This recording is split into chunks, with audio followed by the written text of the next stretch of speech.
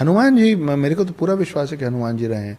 और मेरा जो उस पर तर्क वितर्क है वो ये है कि आज आप जो शेर देखते हैं उसके पूर्वज कौन थे? Sabre tooth. हमारे बच्चे पढ़ते हैं अब कि फॉसिल्स मिला है सेबर टूथ का, उसके दांत इतने लंबे होते थे, वो आज के शेर से 3 गुना बड़ा होता था। आज जो आप हाथी देखते हैं उसका जो उसके पूर्वजों का जो फॉसिल मिला है उसको मैमथ कहते हैं, वो आज के हाथी से 3 गुना बड़ा था। तो अगर मैं आज से कई हज़ार साल पहले के हाथी का फॉसिल ढूंढ पाया हूँ तो उसके भी तो कई हज़ार साल पहले हाथी रहे होंगे। तो मैं तो ये बता पा रहा हूँ कि मैमथ था, लेकिन आप मेरे को कैसे प्रूव करेंगे कि मैमथ का पूर्वज ऐरावत नहीं था जिसपे इंद्र वो करते थे? फिर आपको शांत होना पड़ेगा। तो वैसे ही जब आप हनुमान पे आते हैं तो ये जो शब्द है वानर, उसका संधि विच्छेद है कि वो नर जो वन में रहते थे। ओके, है ना, वन में रहने वाले नर को वानर बोलते थे। तो आप देख लीजिए इतिहास उठा के हमारा कि राम लक्ष्मण पहली बार हनुमान जी से कहाँ मिले थे? जंगल में मिले थे। हनुमान जी उनको सुग्रीव के पास लेके गए थे तो कहाँ गए थे? गुफा के अंदर गए थे। ठीक है, आपका साइंटिफिक नेम होमो सेपियंस, ये आपको पढ़ाया गया है, सिखाया गया है कि आपके पूर्वज बंदर हैं।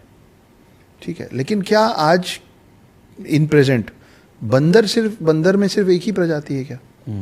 बहुत सारे हैं ना। करेक्ट। किसी का मुंह अलग है, किसी का शरीर अलग है, कोई कैसे बिहेव करता है, कोई कैसे बिहेव करता है। तो ये एक एडवांस क्लैन था। जब आपकी शुरुआती जो हनुमान चालीसा में लाइन में एक शब्द आता है कपि तिहु लोक उजागर, तो कपि नाम था इस क्लैन का, जो कि जिसके एक वो हनुमान थे जी। तो इसमें तो कोई दो राय मेरे को लगता ही नहीं कि हनुमान जी थे। और 7 चिरंजीवियों में से एक हैं, सबसे ज़्यादा पूजनीय हैं, राम और कृष्ण दोनों से मिले हैं। तो 7 चिरंजीवियों के नाम कईयों को नहीं पता है, तो मैं एक बार बता देता हूँ। प्लीज़। एक हनुमान जी हैं, एक अश्वत्थामा है, एक परशुराम है, एक कृपाचार्य हैं जो कि अश्वत्थामा के मामा थे, फिर एक राजा बलि हैं जिनके लिए विष्णु जी को वामन अवतार लेना पड़ा था। ये राजा बलि का परिवार विष्णु जी को बहुत बार वेलकम किया है अर्थ में। 3 बार विष्णु जी के 3 अलग अलग अवतार तो सिर्फ इसी असुर के पूर्वजों की वजह से रहे। तो वामन अवतार हैं। उसके बाद आप आ जाइए विभीषण जो रावण के भाई थे, और वेदव्यास जिन्होंने महाभारत लिखी है। अब ये भी आयरॉनिकल है कि हम लोग विभीषण को ट्रोल करते रहते हैं, घर का भेदी लंका ढाए। वो तो अपने भाई और अपने लंका और अपने असुरों के क्लैन से लड़के आपका और मेरे साथ दिया था। हमारे भगवान को बताया था नाभि में मारिए, नाभि में है। तो इसीलिए ट्रोल हो रहा ना भाई। तो नहीं, तो लंका वाले बोले ना कि घर का भेदी लंका ढाए। हमको तो भाई आपके भगवानों ने जिसको क्या बोलते हैं चिरंजीवी का वरदान दे दिया, आप उसको ट्रोल कर लेते हैं। ये रॉन्ग है, हम नहीं खेलेंगे, फाउल है ये। तो ये हैं। अब अश्वत्थामा एकलौते श्रापित हैं, बाकी 6 लोगों को वरदान मिला है, लेकिन बहुत सारे लोगों को नहीं पता है कि अश्वत्थामा खुद भी शिव के अवतार है। तो इनका सर्च हुआ है कभी? इनको ढूंढने की कोशिश हुई है? किसने किया है? क्या कुछ मिला है? क्या कुछ पाया है? कई ऐसी वीडियोस आती हैं बड़ी जिसमें कहा जाता है कि ये देखो यहाँ पे शायद दर्शन हुए हैं हनुमान जी के, या फिर अश्वत्थामा जी के बारे में भी मैं जानना चाहूँगा कि उनको लेकर भी लोग कहते हैं, मान्यताएं हैं कि वहाँ देखे गए या वहाँ से कुछ स्टोरी आई। तो इस पे क्या विचार है आपका? क्या मिस्ट्री है ये, या कभी कोई सबूत? क्योंकि सब लोग मांगते हैं, सबूत मांगते हैं भाई।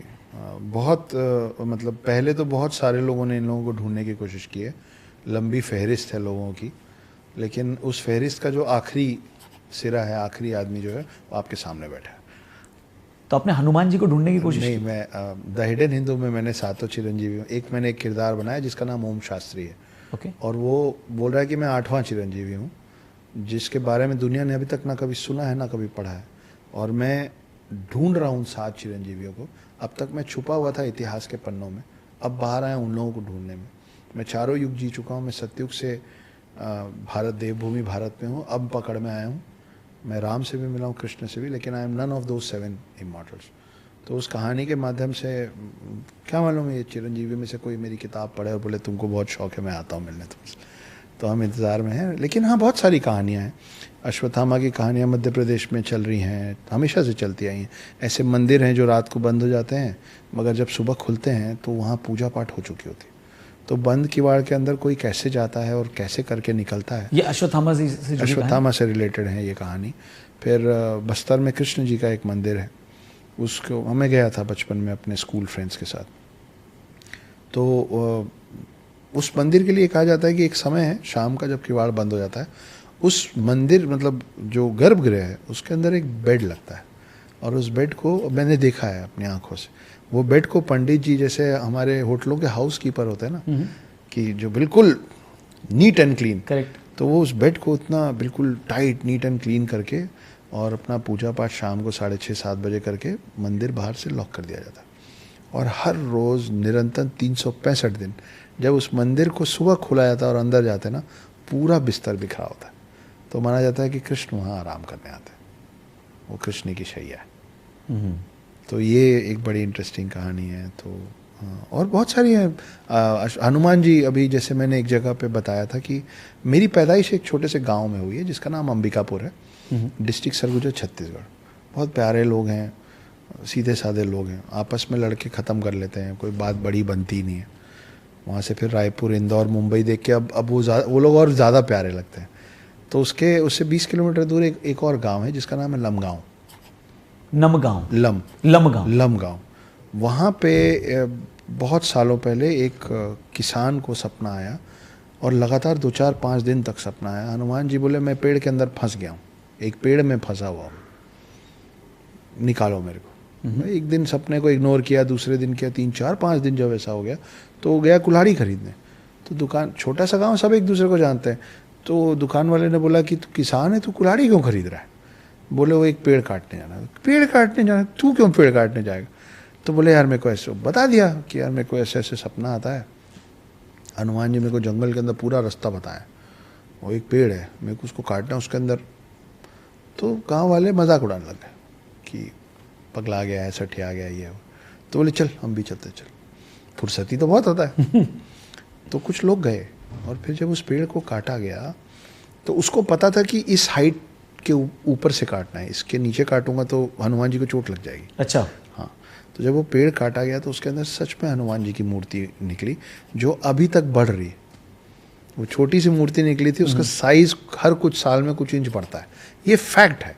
आप जाइए लमगाँव, आप देखिए, आप मिलिए पंडित, वो अब इतना बड़ा होने वाला है कि बहुत जल्दी कुछ सालों के अंदर उसकी छत तोड़ के नया छत बनाना पड़ेगा।